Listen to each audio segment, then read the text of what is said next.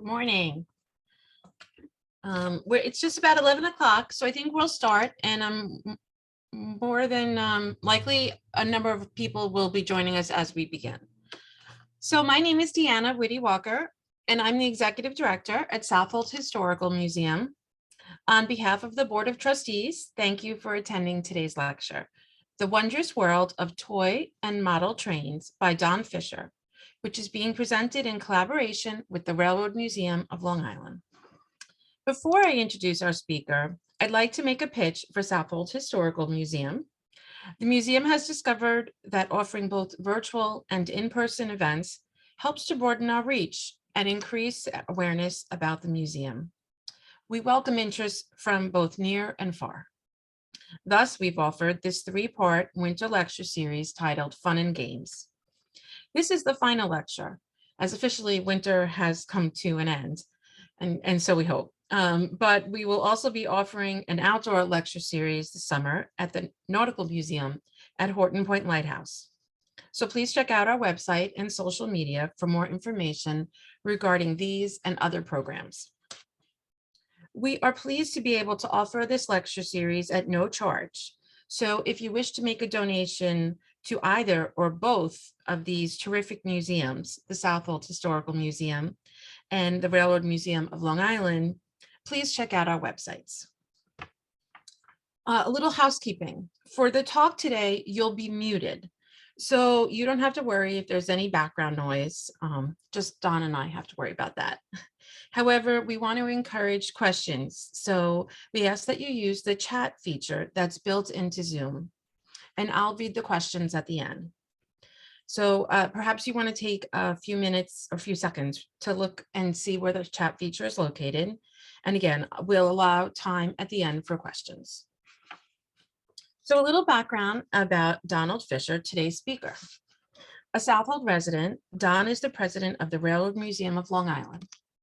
In 1995, with 23 years of audiovisual and technical theater experience, Don joined the all-volunteer Railroad Museum of Long Island to serve as an electrician and exhibit designer. By 1998, Don had been appointed assistant site manager for the museum's Greenport, Long Island property, and a major rehabilitation of the exhibit hall was underway. In 2001, an opening occurred on the museum's Board of Trustees, and Don was asked to fill that position, serving on the Buildings and Grounds Committee and the Events Committee. In 2007, he was appointed the position of Vice President and became co-chair of the Steam Locomotive number 39 Restoration Committee. Since October 2008, Don Fisher has served as president of the Railroad Museum of Long Island and continues to lead the restoration process on Locomotive number 39. A fixture in Southold, I've known Don for close to 20 years, so I can say we are in for a treat. Simply said, he knows his stuff, and he's eager to share it. So now, without further ado, it's my pleasure to welcome Donald Fisher. Thank you, Deanna, and good morning to you and our Southold Historical Society family.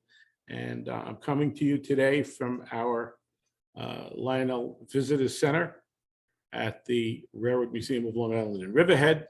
And behind me is the Historic Lionel Layout, which we're going to see some pictures in the show today. And I'll let everybody know that this was transported from Chesterfield, Michigan, back in 2009 by our volunteers in pieces. We sent a crew out to Chesterfield. It's 40 feet long and it's 14 feet wide. And they cut it up into 15 sections and put it into a shipping container. And our good friend Bob Fluga from Southold went out and brought the container back. And our volunteers put this layout that you see behind me, and we'll see it also in the show, together.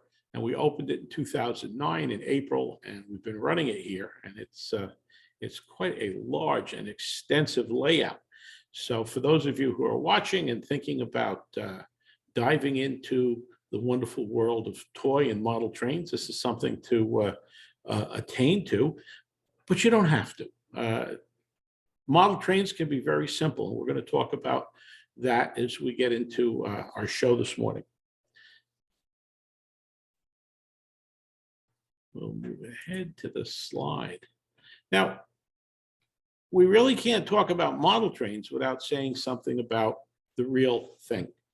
And what you see here are a couple of photographs of, or line drawings of the first steam locomotives that were used in the United States. And they weren't built here. These locomotives came from England. And steam railroading and railroading in general was born in England in the late 1700s. And the initial steam locomotives and steam engines were used in mining service to move coal and to move various ores and aggregates around. And these diminutive small engines were sold to us in the colonies. And actually sent technicians from England with these locomotives.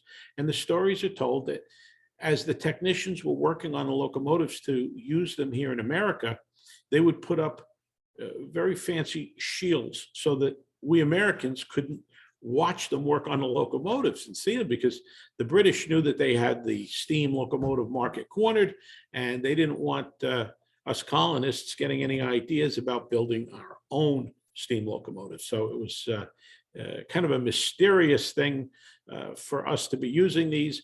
And in the beginning, they shielded all of the mechanisms and how they kept them running. Adds a little intrigue. Well, as Americans, we were developing our own steam locomotives anyway. And this is one of the first, if not the first, steam locomotive made in America that was used in revenue service in South Carolina. And this little best friend of Charleston locomotive came online in 1830, and it was made here in New York up on the Hudson River in West Point. Now, the point of these little steam locomotives getting started, it was the infancy of railroading in our country. This happened also to be not only the first locomotive made in America, but it was the first one to explode in America. It only lasted about a year. Railroading was a dangerous business, and getting things right with steam and water and heat and so forth, it was a constant juggle. And in the beginning, there were many explosions. But all of these elements of moving things by rail on tracks with locomotives and cars created a great imagination for young people. In these days, these were the dot-coms of the time. When we think about a dot-com today, it's a place where people put money into technology, open up social medias, and they look for an investment to make money. Well, this was our dot-com in the early 1800s, was railroading. So the country got bit by the bug. Young people aspired to become engineers and to become firemen. Boys, young men, they all wanted to get involved with the railroad, and it was a good way to make money. So when you have so much focus on a technology as railroading back in the 1800s, it's not long before we begin making toys for those young boys to play with. And you'll notice I don't mention too much about girls, because this was not a girls' activity back in the 1800s. They were kind of relegated to play with their dolls and to do the things that we thought of as girls doing. Today, it's a different story. Girls play with trains and work on railroads just as much as men and boys do. So back in the 1800s, some of the first train toys that we saw were not made in America, just as the British sent us our first real steam locomotives. It was the Germans who created and started with what were push toys of trains. And the next idea or the next element was to put a clockwork wind-up mechanism in it to make the train move. Now, the Germans were great at pouring brass in molds and lead, and their trains tended to be very heavy, and they were very robust, and the kids could play with them and drop them and not have a problem. At the same time, the French were experimenting in creating their trains with tin plate and forming the trains out of thin sheets of tin, and they were very delicate. They didn't transfer well when they shipped them to the colonies. In 1891, the first electric trains to use a motor and batteries were used to run that motor in the beginning, with wires from the battery to the rails, because electricity was not spread all about. They were in the urban areas, electricity was in the industrial areas, but a lot of people in the rural market didn't have electricity. So they would buy a battery and hook the battery to the train tracks. And Markland's still in business today, some many years later. Markland was the first to create a small miniature train with an electric motor in it. Now, in 1900, a British manufacturer, Bassett and Loke, they partnered with another German toy manufacturer, Bing, and they began to create toy trains for the British market. All of these European trains were the first toys that came to America, following the real, honest-to-goodness steam locomotives. Now, here in America, we toss around and we think of the big names like Lionel, A.C. Gilbert. But the truth of it was, the first successful toy electric trains that were made here were made in Cincinnati by a company called Carlisle and Finch. Now, Carlisle and Finch is still in business today. During World War I, Carlisle and Finch got involved in making searchlights that were used on ships in the Navy. And to this day, Carlisle and Finch can be found making outstanding searchlights for the marine industry. But from 1896 to 1916, one of their primary marketing pieces were these toy trains. And we can see this early 1900s electric locomotive with cars and a baggage car just below their seal. And it really was a very, very nice train set for the time. It was well made, and young boys and young men used to play with these and have a great time. Now, these are very valuable today. If you have one of these upstairs in your attic or hiding in the basement, hold on to it, take good care of it, because this company was well known until right after the First World War. As the First World War began, then they stopped with the trains. That brings us to the big three. Carlisle and Finch did have growing competition in the train market. And Ives trains, they started in 1868, and they were making tin plate trains with that clockwork mechanism that wound up and could scurry along on the tracks without electricity. In 1900, just as Ives was getting into the electrical market with their first electric train in 1901, and Joshua Lionel Cohen, the maker of electric fans, he said, this is something that I can do, and made his first electric train to put into a store window. And the department store owner ran the train around with some objects that he was trying to sell. And that moving train with those objects got so much interest from the people walking on the street looking in the windows that Joshua Lionel Cohen said, maybe this would be great as an advertising and marketing thing, something I could sell during the winter time. People weren't using a lot of fans during the winter. So he started to make these trains first as a marketing and advertising ploy.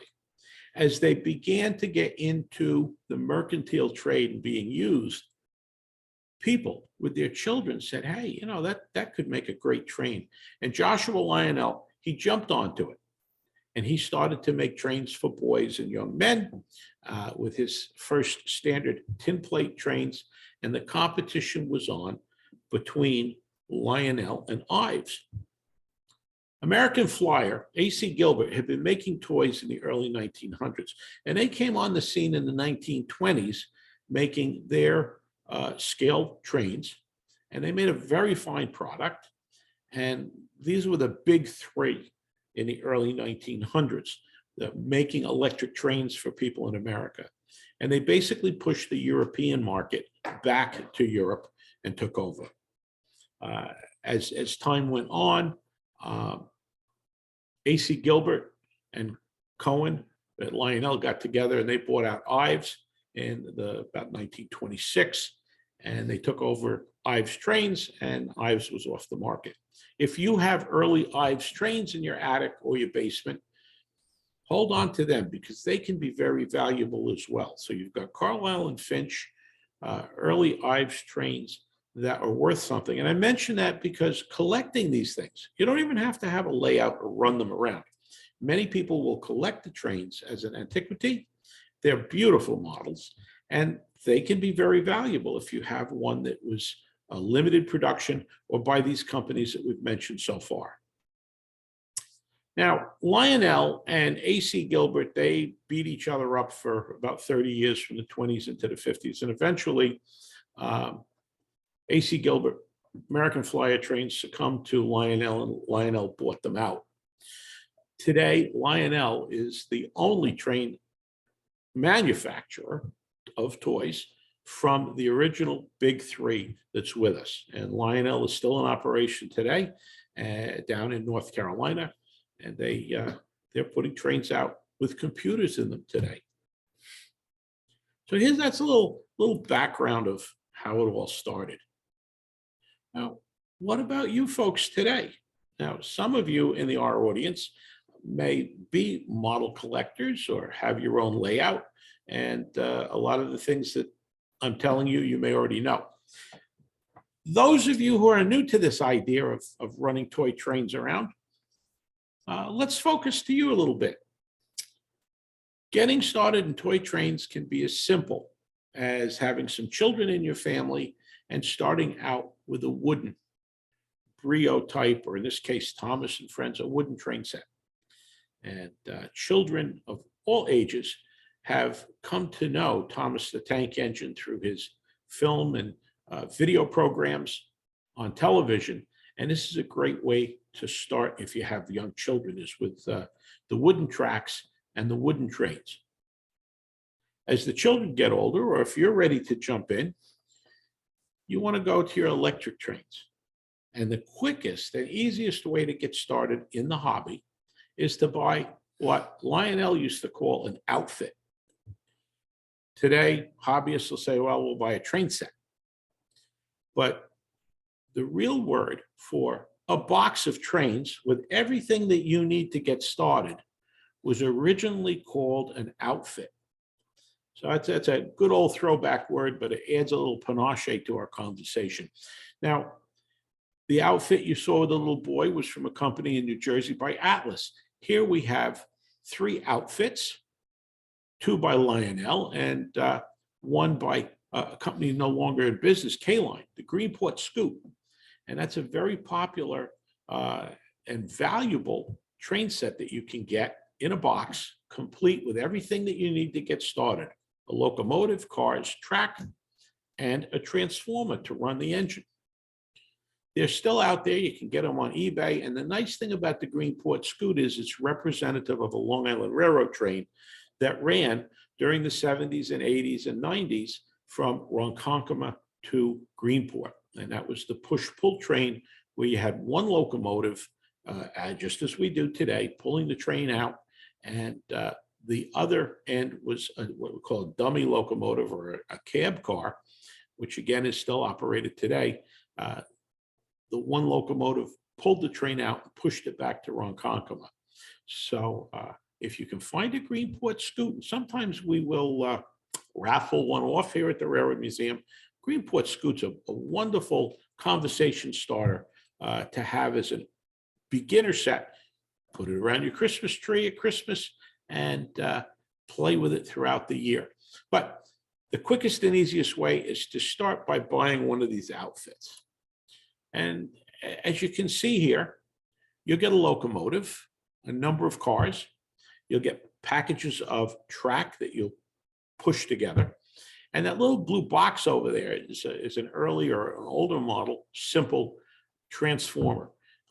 It'll take 110 volts AC coming in and will lower the voltage for the little motor in the train to somewhere between 14 to 24 volts, depending upon the train that you're running. But it'll be a low voltage, and the higher the current going to the train, the faster it'll run. So at 20, 21 volts, the train's going to run so fast it may go off the track.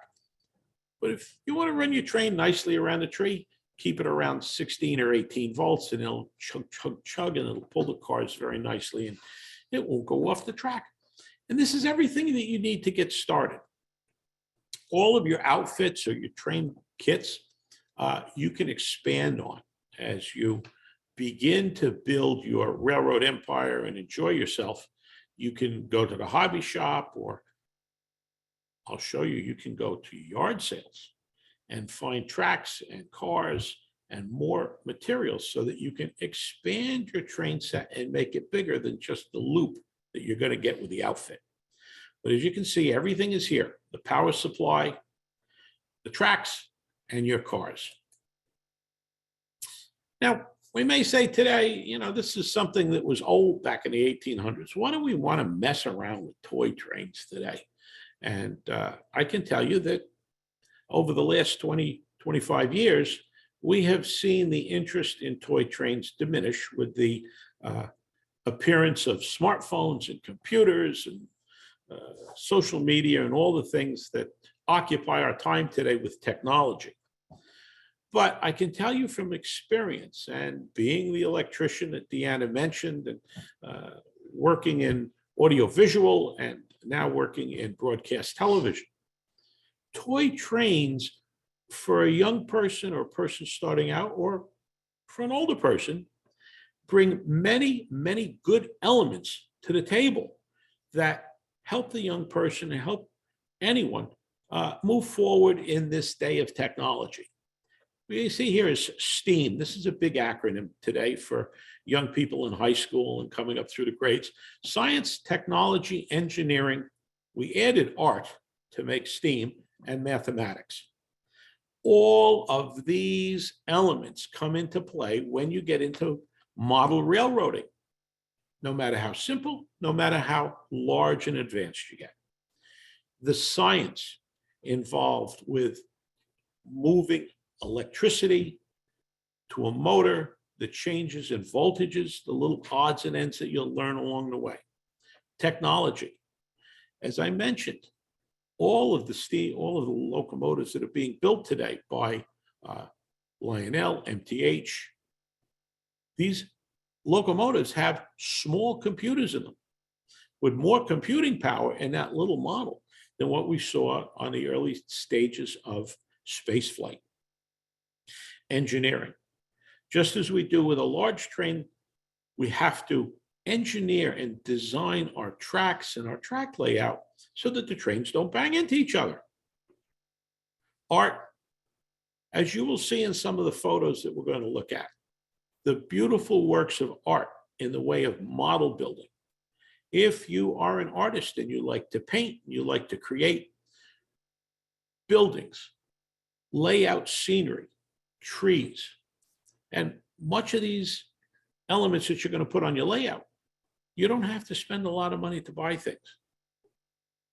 I can remember going up to the lighthouse with my son in the fall and clipping dried, I don't even know the name of the plant, but dried plant sections, and bringing them home and painting them different colors to make trees on his early layouts. So art comes involved, and of course mathematics when we start working with our electronics and with our engineering, our radiuses. All of these things come into play when we build a train layout.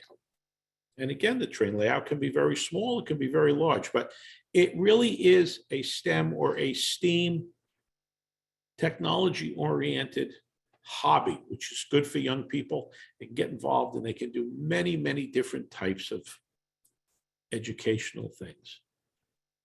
But we have to have someplace to put our trains. So what we call is bench work. It could be as simple as laying your train oval from your outfit on the floor. Could be an unused ping pong table. How many of us have ping pong tables that we've outgrown and they're folded up down in the basement? Well, you can open that up and put your trains on that ping pong table. But we can make something more substantial. Now, this is an around the room layout that's being constructed here. And you can see it's just simple 2x4s, and some wood and some pieces of plywood. And the train tracks are going to be laid out in a semicircular fashion. Now, this is a pretty large layout that's going in here. We can be rather modest. This is just 1x3 and 1x4 simple sticks of wood that have been cut with some 2x3s for the legs. This is very light bench work. Can make it very portable, easy to take down, easy to put up, with just a little light box of, say, 1/4-inch plywood with some 1x4s around it. Now, because this was in a public space, we have the uprights around the circus tents there with plexiglass so that the little folks couldn't reach their hands in. You wouldn't need that with your layout, but just a simple box set on these legs. It's light bench work, and you could take it down and put it away and bring it out when you wanted to play with it. Now we're getting into some heavier bench work that you can work with. And as you can see, this is all 2x4s, 2x6s, and this is kind of massively put together. And you could also do this in your basement. Now we're starting to talk about spending some more money because we're spending more on lumber and wood, and it's very heavy duty.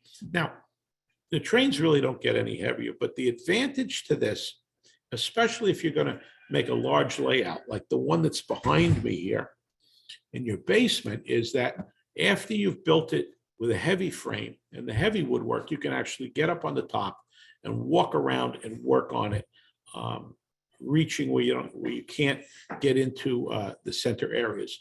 So that's one of the advantages of going with your heavier bench work. What I like to work with, and it's, again, inexpensive, it's very light. This is a 4-foot by 8-foot sheet of insulating styrofoam.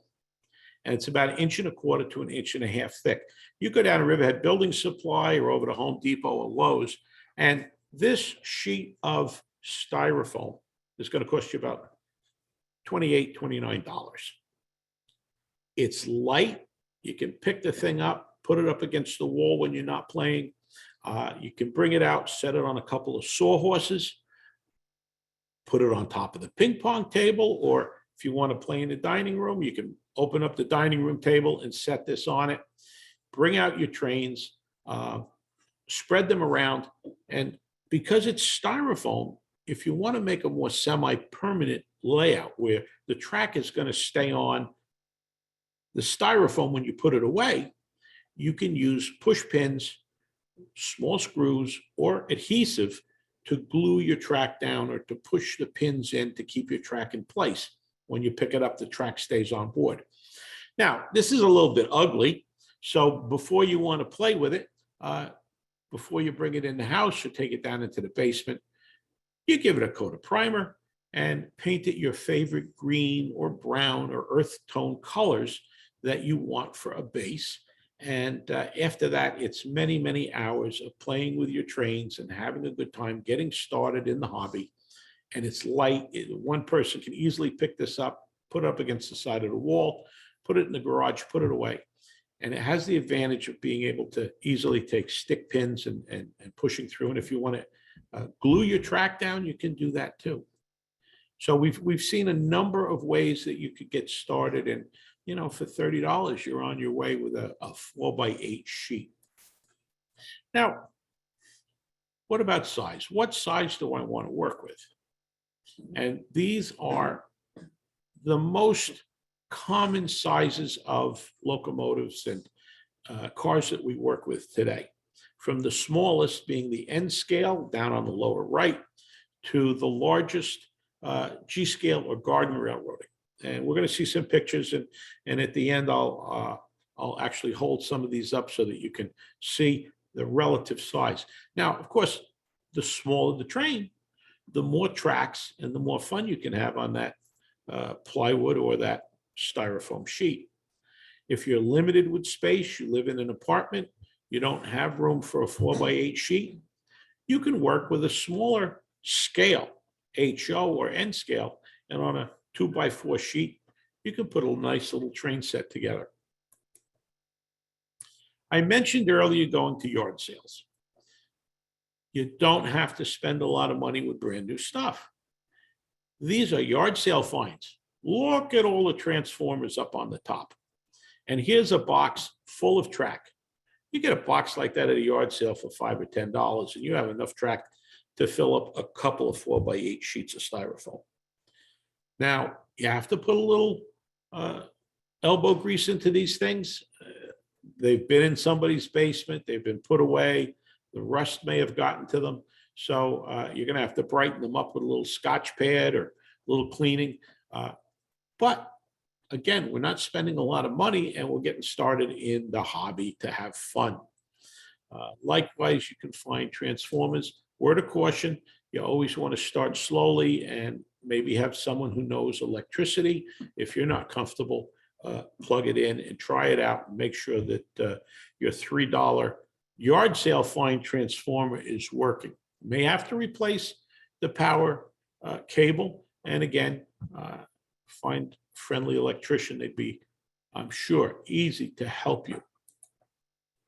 Now, you can buy brand new transformers. This is a transformer that you would find in one of the outfits. This is a small transformer. It's large enough to run one train, and brand new. And you could probably pick this up for $25 or $30. Now we get to the larger transformers that are available. If you're going to have many trains running and you're going to jump in, this will run 2 trains, and this is made by a company called MTH. And here's one that'll run 4 trains. Actually, you got the 2 paddles on the outside, and you got those 2 little tabs on the inside. You can run 4 trains with this, and this is made by Lionel. It's called a ZW transformer. It's about 275 watts, and it'll plenty of power there. Have a lot of fun. Now, here at the Railroad Museum of Long Island, we can run upwards to 12 trains at the same time. So here's our panel with no less than 5 ZW transformers on it. Now we're getting a little bit involved, but this is the direction that you may be going in as you're getting into the hobby. Wiring. Now that you've got your transformer and your track, the simplest is just a pair of wires going from the transformer to your tracks, which carry the current to the little engine in the little electric motor in the engine to pull your trains around.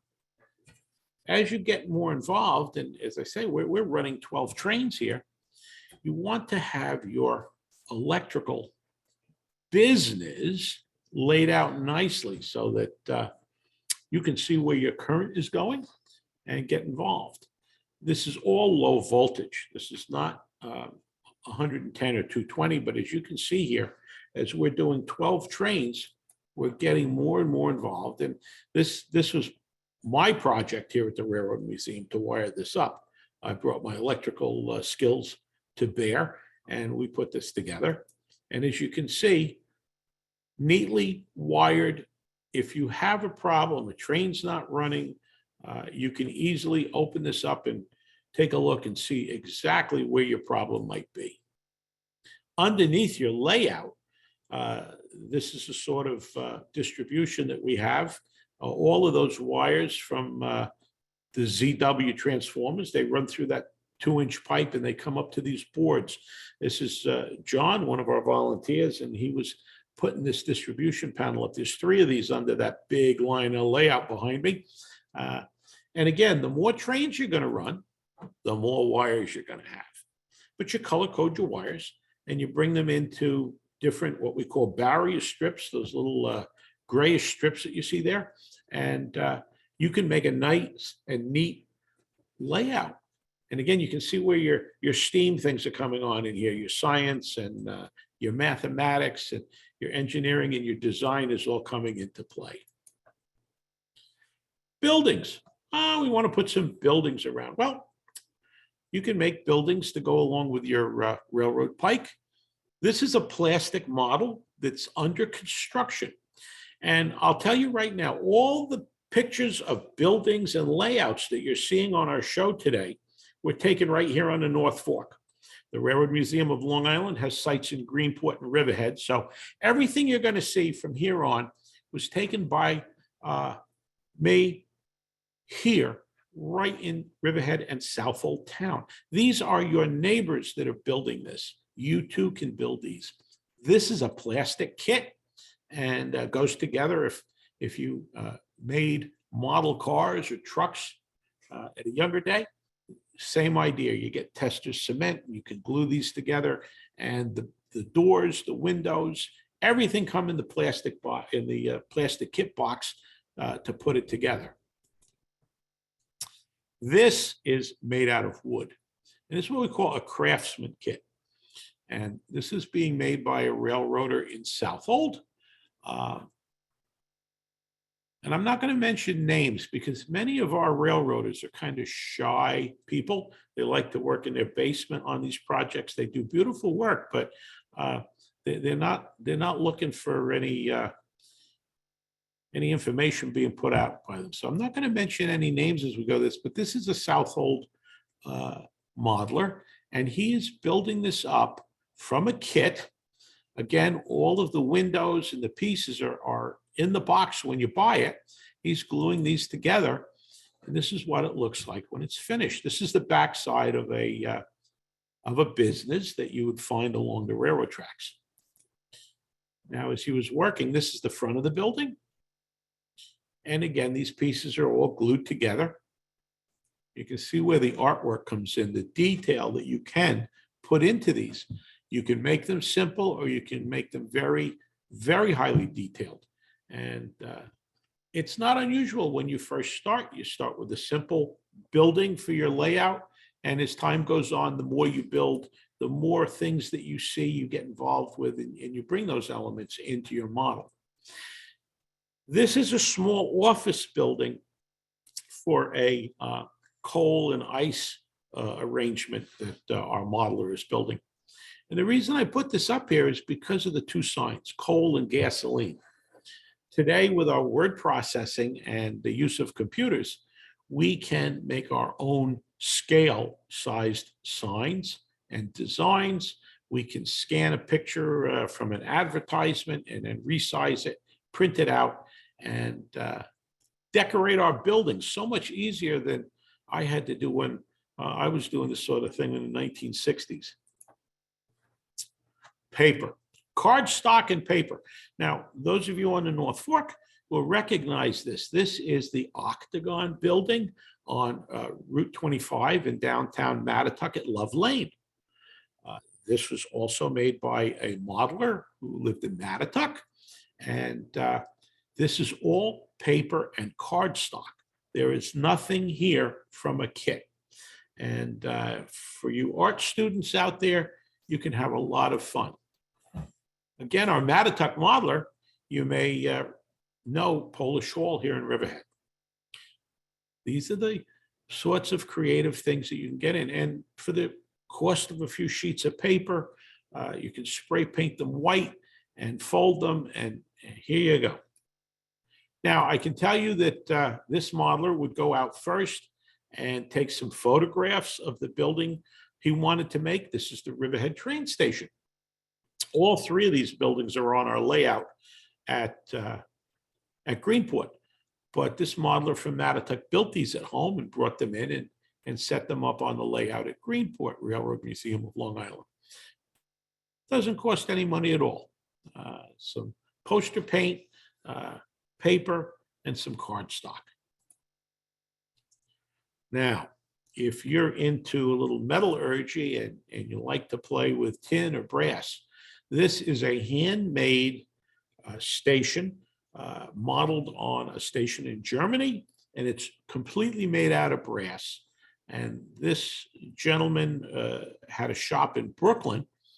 We have this on display here at Riverhead, and he was a metal worker, and he built his train layout buildings out of brass. And here we can see a Lionel standard gauge train coming through the train shed that was on back of the building. So you can see we've used wood, we've used plastic, we've used paper, cardstock, and now even brass to make some beautiful buildings. We talked about scale, the size of the cars. This is a small N scale layout. And as you can see, there's lots of tracks and trains and buildings going on here. And this is only 30 inches wide by 6 feet. And this was put down on a folding table. So when you're not playing with it, you take your trains off, put them in a box, and then you take the table and put it on its side and close up the folding legs, and you can put this away. Here we have some of our Railroad Museum members with our 4 by 8 foot table layout that we can take along. And this is a 4 by 8 sheet of plywood that we have some removable legs on. And again, very simple to put up when you want to play with it, take down and put away. And we keep the track on it, but every time we go to play with it or set it up for an exhibit, we put the buildings and things out. And that little paddle down in the lower left-hand corner, that's a DCS remote control. As I said, these trains have little computers in them, and from a technology standpoint, you can do programming and you can run your trains with computers today. This is also an HO layout, 6 by 6, and this is by the German company Markland. And this was made by them, and it was used for an exhibit in a train store. This happens to be down in New Suffolk. A neat, professionally made train layout that was used to display the trains for sale. But again, you see there's a lot of business that's packed into a small space. You don't need to have a 14 by 40 foot basement to put a huge layout in if you don't want to. Now here's an O gauge train, 1/4 of an inch to the foot. And this is set on 2 dining room tables. And what we did here was to lay down a piece of green rug. This is actually at the Cutchogue Library. And they were library tables. We put 2 of them together, and you can see we've got 3 trains running on this. And again, we put the houses, the buildings out to have fun. And then when we're done, we can pack them up and put them away. This is a standard gauge train. This is a large Lionel that our members are running. And we've got 3 folding tables, again, with a piece of that green rug. Makes a nice little layout. And again, we didn't spend a lot of money and a lot of time on it. You put 3 tables together and you can have a lot of fun on a rainy afternoon or cold, nasty days in the wintertime. Garden railroading. Now, this is the largest cars that we looked at earlier, and this takes up some space. This layout is at Riverhead, and it's about 40 feet long and 16 feet wide, and we can run 3 trains on it. And if you've got a nice backyard, you can run these trains at any time of the year, in the rain, in the snow, and you can get creative with your gardening as well to add to your technology. And here at Riverhead, we have a river with a waterfall that comes down through those rocks. So you can really get creative and play with your art and your gardening with the outside. Now, if you're not interested in building your own layout, you may want to get together with friends. There are a number of clubs on the island that do modular layouts. And what we see here is 4 tiny layouts, the 4 corners, which are about 4 foot by 4 foot, and they belong to the club. Now, the straightaways are 6 feet long, and they're made by individuals in the club, so that you would make 1 2 by 4, or in this case, 2.5 by 6 foot module, and that would be yours, and you'd take it home and you'd work on it and do your scenery. And everybody would agree to lay their tracks out. You can see this has 3 tracks on it. And then when you got together to show on a weekend or have fun on a weeknight, you'd all get together and put your modules together. So the club would have the 4 corners. And in this case, 4 friends would get together and set this up and play with their trains and run their trains. This is an HO module, and these are 2-foot by 4-foot sections that you see. And these are set up here at the Railroad Museum. This is a club that you could join called Hot Tracks. And these fellows come from all over Long Island and get together and do, whoops, I didn't mean to do that. Let's go back here. And I'm gonna just shoot through real quick. Get a little review, but we're going to get back up here to Hot Tracks and move along.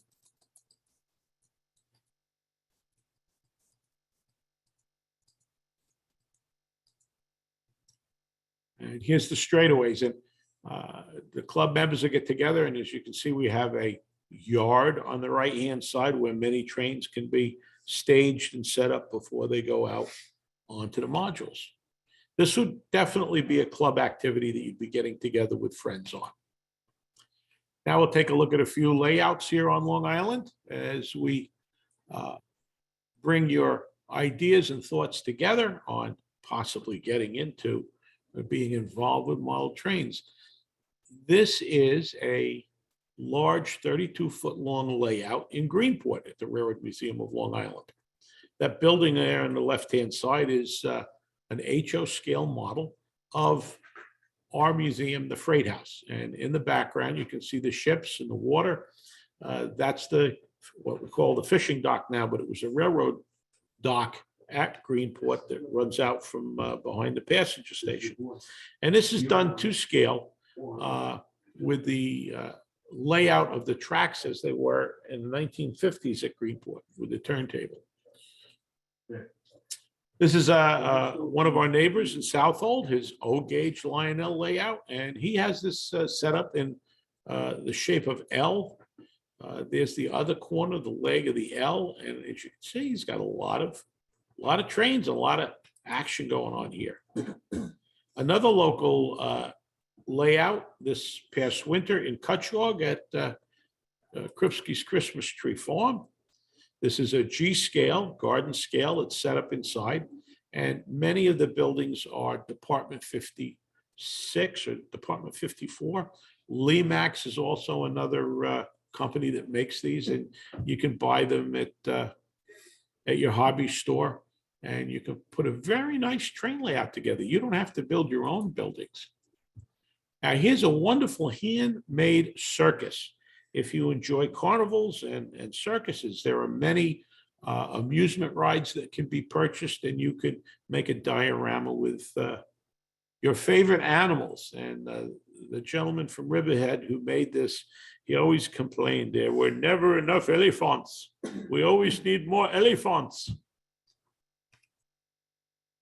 This is the layout behind me from an aspect. We've got, I don't know, 80 some odd accessories on this. You go around and you push a button and they'll operate.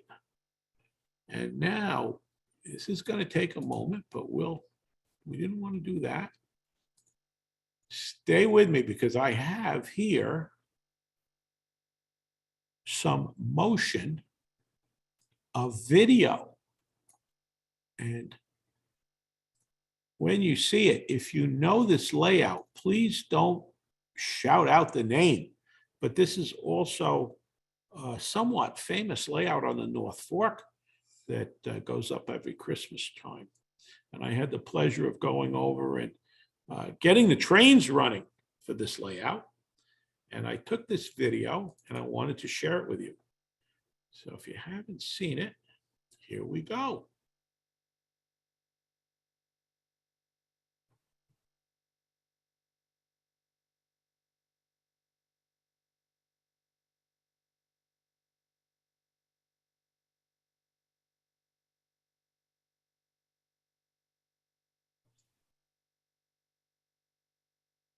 Don, can you see it on your screen? I can. Can you see it? No, no. 'Cause Oh, the can you hear video, it? no, Oh, I'm sorry. Then let the me shut video her is, off. well, yeah, the video may not be in part of the screen share. It might be playing Oh, separately. no, it says you're in screen share. I'm sorry. Let Yeah, me but get out of it then. we're intrigued though.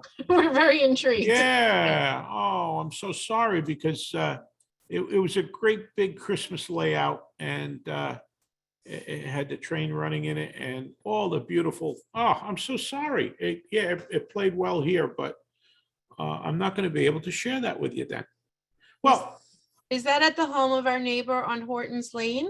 yes, it was. Okay, Yeah. I don't think she'd mind. Normally, she puts a sign out around the holidays to invite people to come in, and that's on Horton's Lane at a Yeah. private home. So come the holidays, if you see a sign out on the lawn, I believe Peggy Murphy would welcome you to come and look at the Yeah, layout. she's a member of the Historical Society and also a member of the Railroad Museum of Long Island. And it was a nice short little video. I'm sorry it didn't, the technology didn't work here. So much for our steam this morning. But yes, Peggy has a wonderful, beautiful Christmas layout. And I've had the pleasure and the honor of getting her trains running for her and cleaning up the layout for her. And trains are a very important part of the Christmas holidays and have been for many, many years. Many young people and some of you, our viewers this morning, may remember your years of your parents only letting you play with your trains from Thanksgiving to New Year's, and then they were put away in the box, and you waited all year long to get them out and get them again the following Thanksgiving.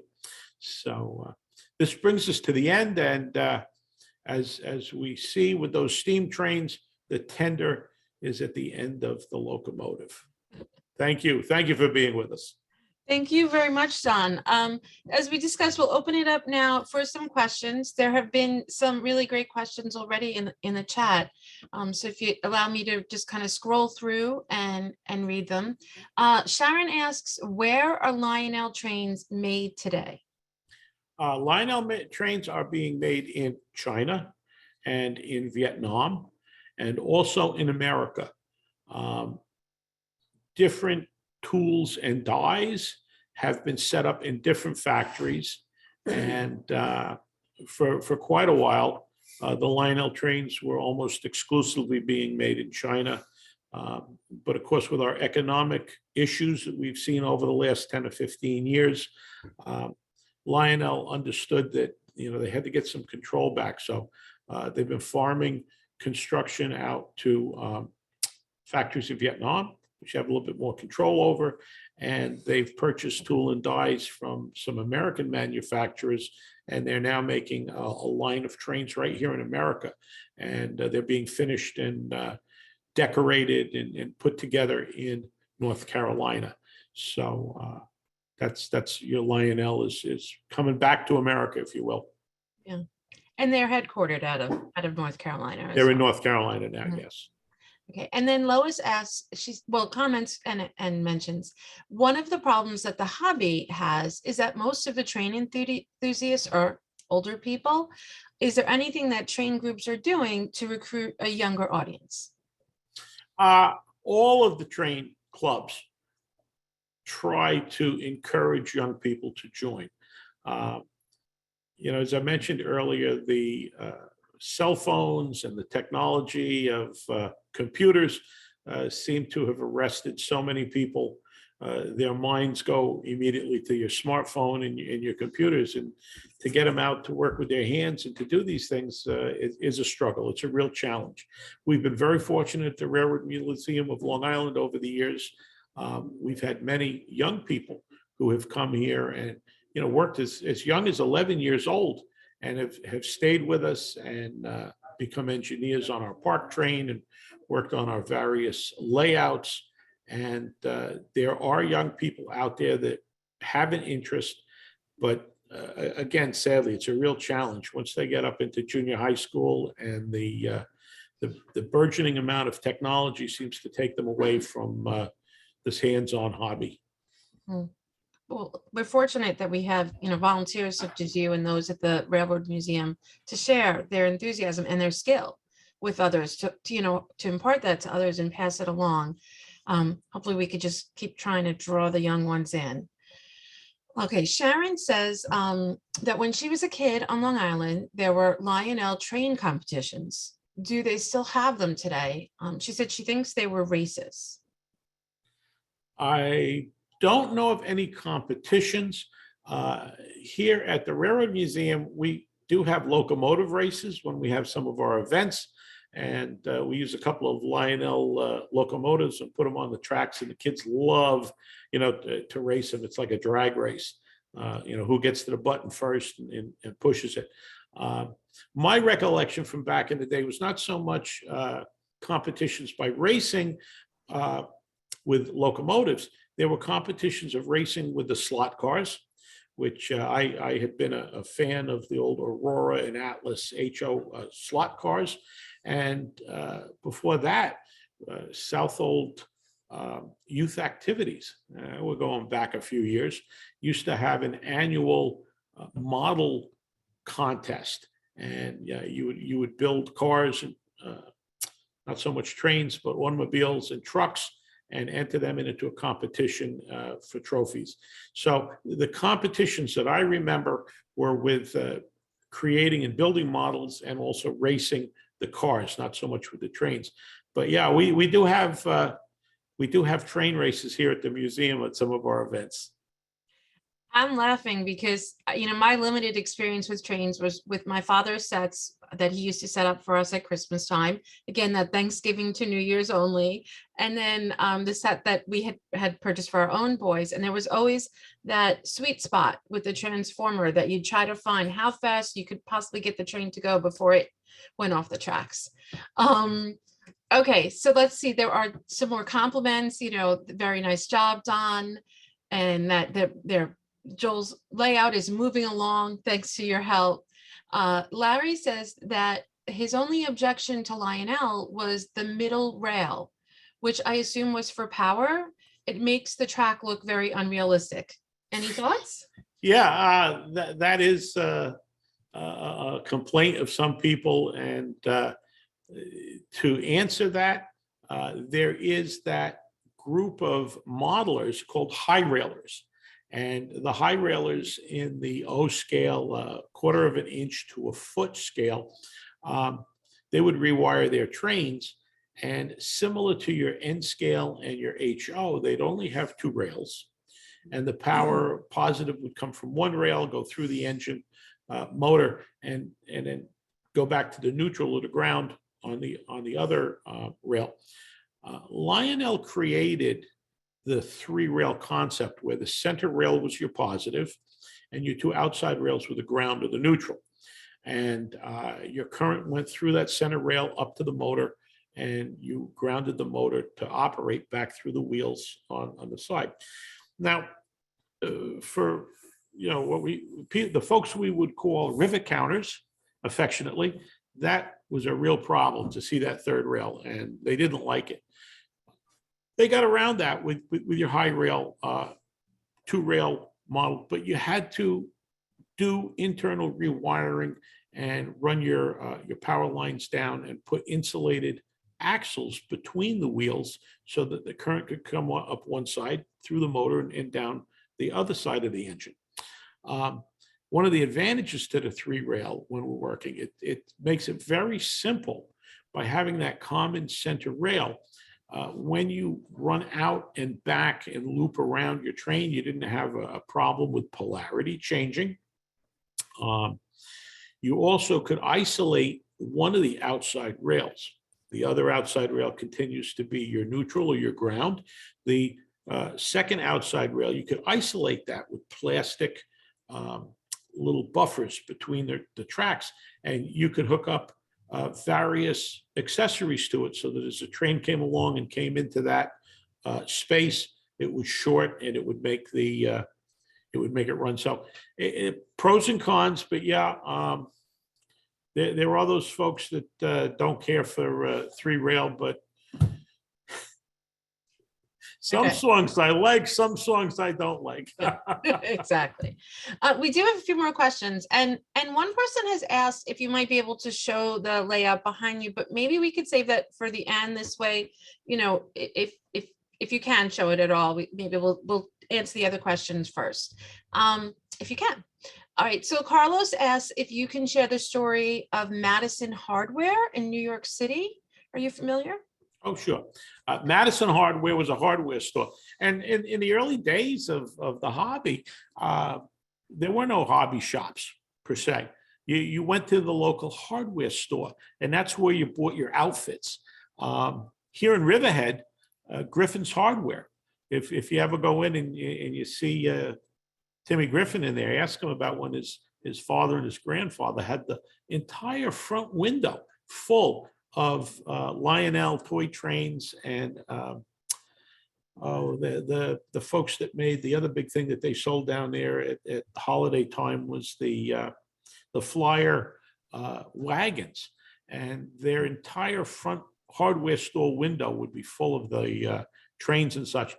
You went to the hardware store to buy your trains in the early days. And Madison Hardware, they got to a point in New York City down, I want to say around 24th Street.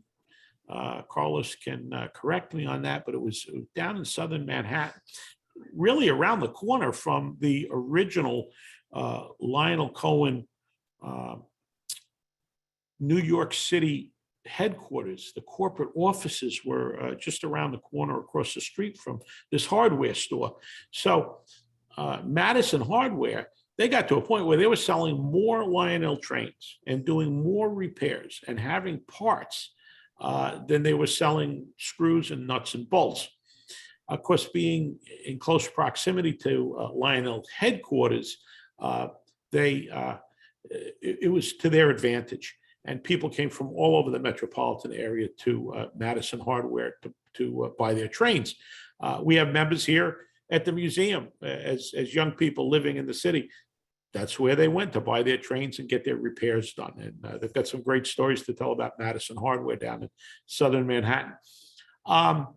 As Madison Hardware started to close, Richard Kuhn, who was a collector out in Michigan and was at one point purchased the Lionel Corporation to save it from bankruptcy back in the 1980s. He moved everything out to Michigan, and he purchased much of the Madison Hardware stock and materials and equipment and everything out of the place when they closed as part of his collection and moved it to Michigan. So yeah, Madison Hardware was a real magnet in Manhattan for the metropolitan area kids. Thank you. Stephen asks, when setting up the train display, do you need to match track size and train size? All the trains of one scale should stay on tracks of that size. You can mix scales.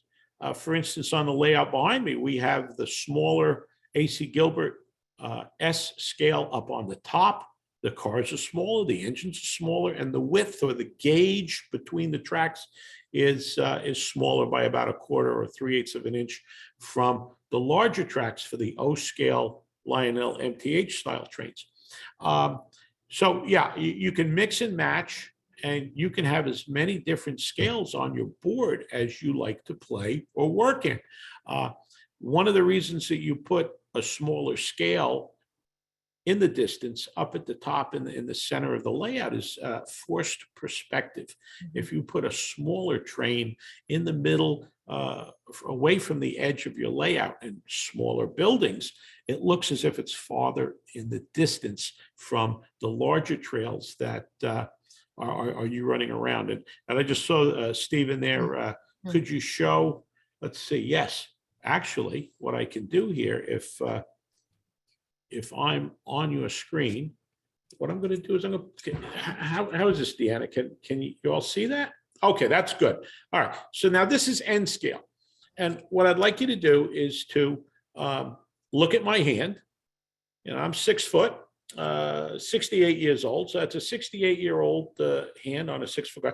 And here is an N scale, give you an idea.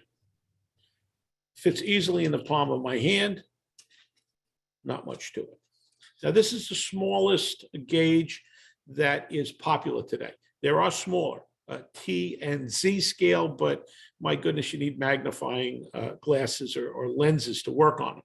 So this is very popular, and a lot of people we use this because you can put a lot of trains in that 4x8 sheet of styrofoam.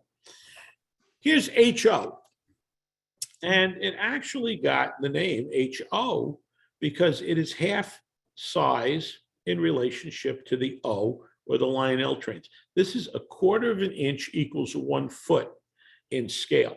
And as you can see, it takes up a larger space in my hand. You're not going to get as much train on the board as the N scale, but you can still put a lot of train on your 4x8 sheet using HO. HO is by far the most popular scale today in America. And this is the one that you'll find most of the folks playing and working with. And here's the American Flyer S scale. Again, it's larger than the HO. You can see here.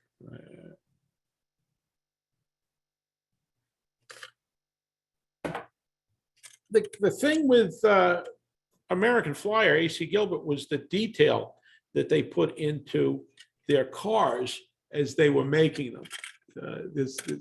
You can see the ribs. These were very, very nicely made cars for the time.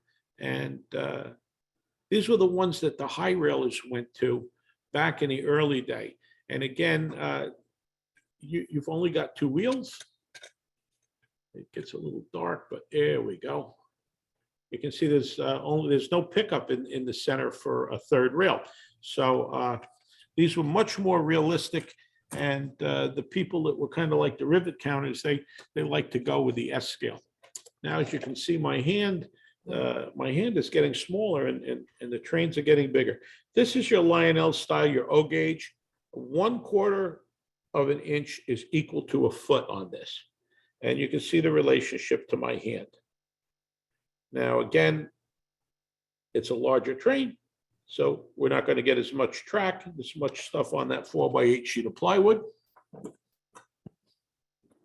And the granddaddy, here is your G scale. And this is such, I can look over the top of it. Here we go. And you can see with my hand, it really does take up quite a bit of space. Of course, the larger the car, larger the scale, the easier it is for us older guys to work on it. It's easier to see, and as your arthritic fingers get working at the bench. So there's a scale for every need and every purpose, so to speak. And you can relate your scale to the size of the table, the space that you've got in your basement or your attic or the room that you're going to work in. That was great. Thank you, Don. That was really helpful.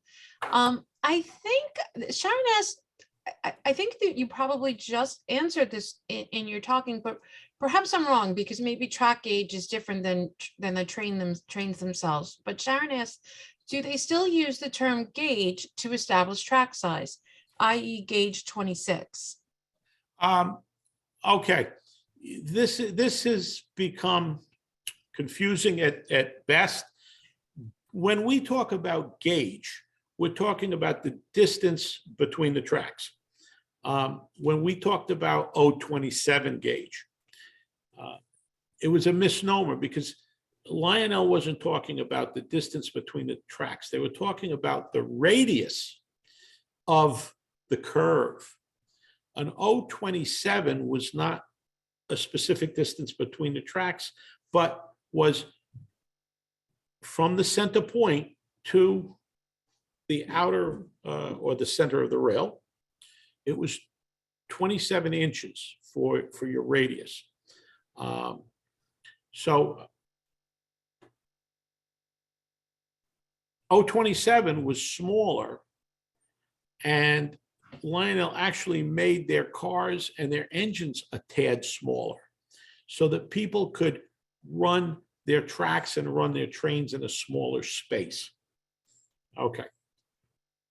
Scales are more correct when we talk about the trains, because the trains are created and built on a fraction of an inch equals a foot. As I've mentioned with the Lionel, it's a quarter of an inch to a foot. So if you want to build a building or do some scenery, every quarter of an inch on your building is 1 foot in real scale. The gauge is truly the distance between the two rails. A standard gauge train track on the Long Island Railroad, for instance, is 4 foot 8.5 feet between the inside of the rails. That same idea goes down to your smaller trains, your models. The gauge for an N scale is about a quarter of an inch. It's a quarter of an inch between the rails. When you go to HO, it's just about an inch, 7/8 or a little between 7/8 and 1 inch. When you go to your O gauge, your distance between the wheels, or your gauge per se, is coming up a little bit over an inch, about 1.25 to or so. So the gauge is the actual distance between the rails. The scale, which is what we should be talking about, O scale, N scale, HO scale, is your proportion of so much of an inch to a foot as you're making your models. Now, what's happened in the hobby is that these vernaculars, these terms have gotten mishmashed and thrown around. There was 027, had nothing to do with the gauge or the size of the rail.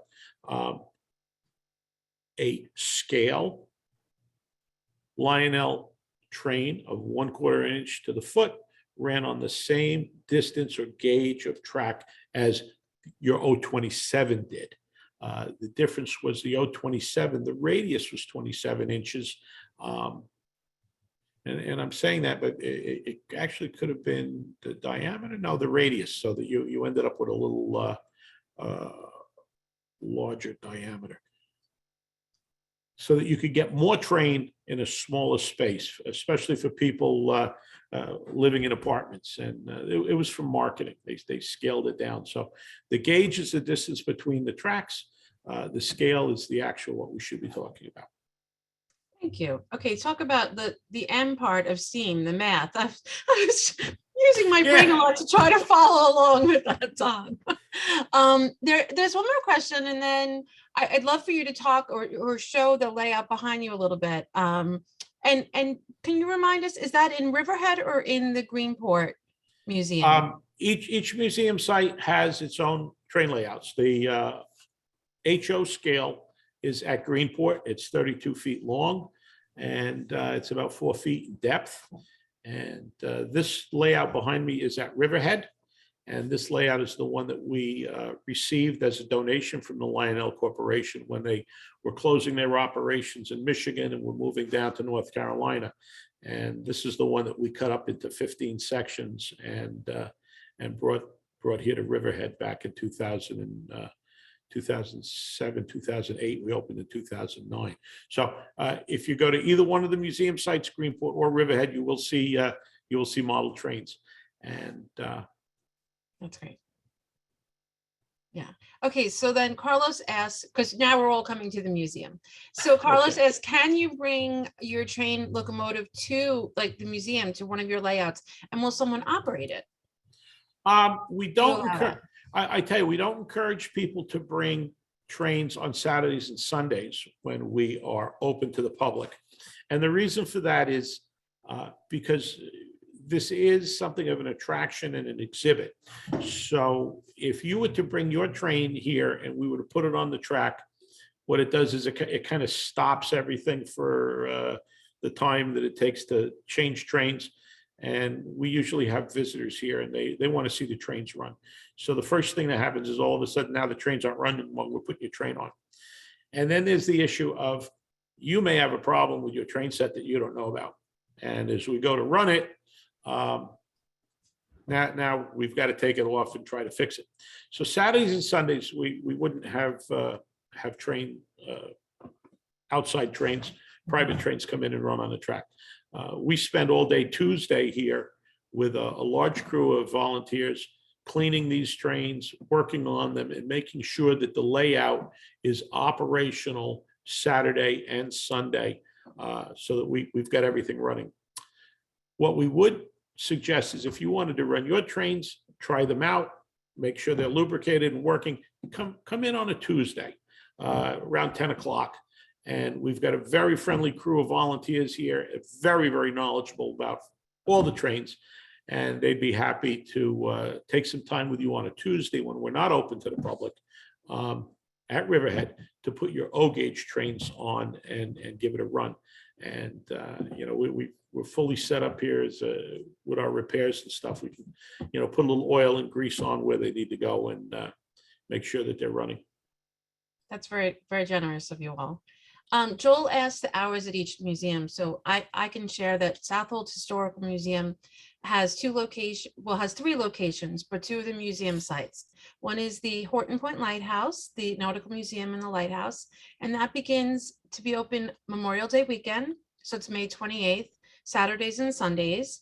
And our Maple Lane Complex will be open beginning July 3rd. That always opens the July 4th weekend, and also Saturdays and Sundays. You could check our website for hours. And the Railroad Museum, Don? We open next Saturday, 10 a.m. to 4 p.m. and we'll be open on Saturdays at Riverhead only through Memorial Day. Memorial Day weekend, we open our Greenport facility and Riverhead 2 days a week. We're open Saturdays and Sundays, Riverhead 10 to 4 and Greenport's 11 to 4. And we'll run that schedule throughout the summer until Columbus Day weekend. Then we kind of back down a little bit and we're back to Saturdays only at Riverhead. And then during the holiday season, we have holiday open houses at Riverhead and Greenport with Santa Claus. So we're looking forward to our 2022 season, and Riverhead opens next Saturday. If we were doing this next Saturday, we'd have all kinds of people wandering around watching the trains. And I couldn't hear myself thinking here with 12 trains running and the whistles blowing. And Yeah. It's really a wonderful, wonderful time. And you also get to see a lot of real Long Island railroad paraphernalia and things here. So you're fully immersed. I'm going to just piggyback two questions here. One is whether guests can operate the trains at the museum, and also if you accept donations of trains. We will take visitors up into our control tower. You know, where you saw all of the ZW transformers set out in the show, but we don't allow them to operate the trains. Again, because the layout is so extensive and because we're open to the public and they expect to see the exhibit operating, if you don't know what you're doing, you can run the train off the track, and we've got a problem when we're open. So no, we will take you up into the tower if you'd like to come up and see the way everything is operated, but you can't put your hands on the controls. I'm sorry. And yes, we do take donations. I will counsel people who do call that have collections of trains and stuff that before you give your trains away to anyone, any organization, check with everybody in the family first. You might be surprised a nephew or a niece, children in the extended family would love to have, you know, a remembrance of grandpa or dad or someone that may have passed, and you're thinking about getting rid of your train. So the first thing I counsel, check with everyone in the family before you give them away. But we do take donations, and we will give you an inventory and a letter as a tax deduction, because we are a 501c3 educational nonprofit. And so anything that you do donate to us, we would give you recognition for it. And our policy is anything that comes in as a donation, we first look at it to use on our train layouts at Greenport at Riverhead.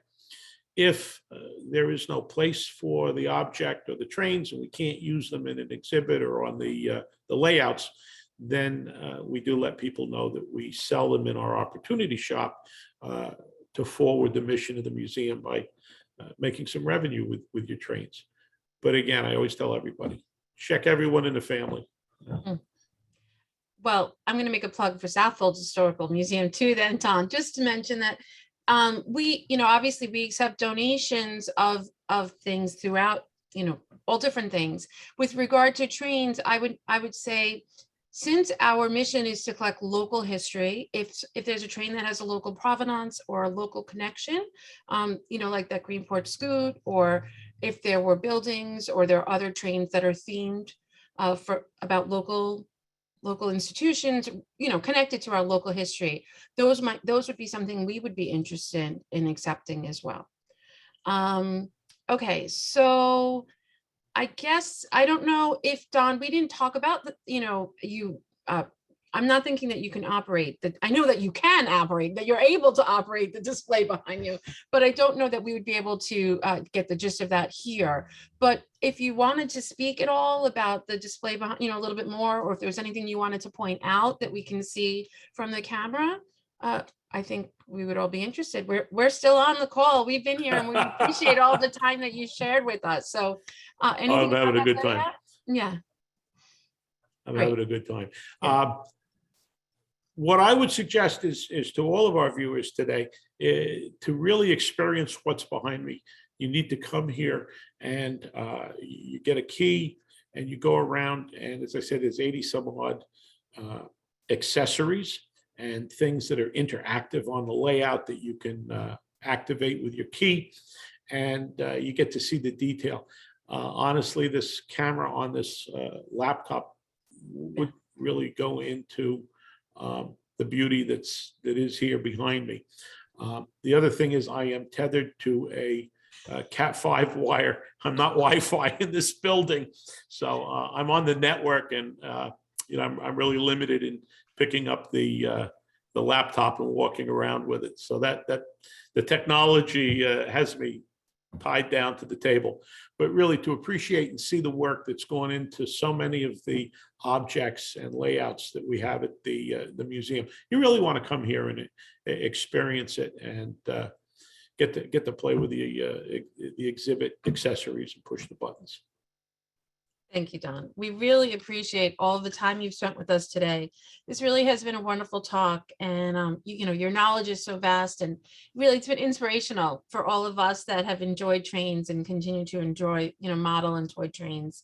I thank you all for joining us. There's a lot of comments, thanking us and compliments on the talk today, and really I look back on our childhood, which is fun as well.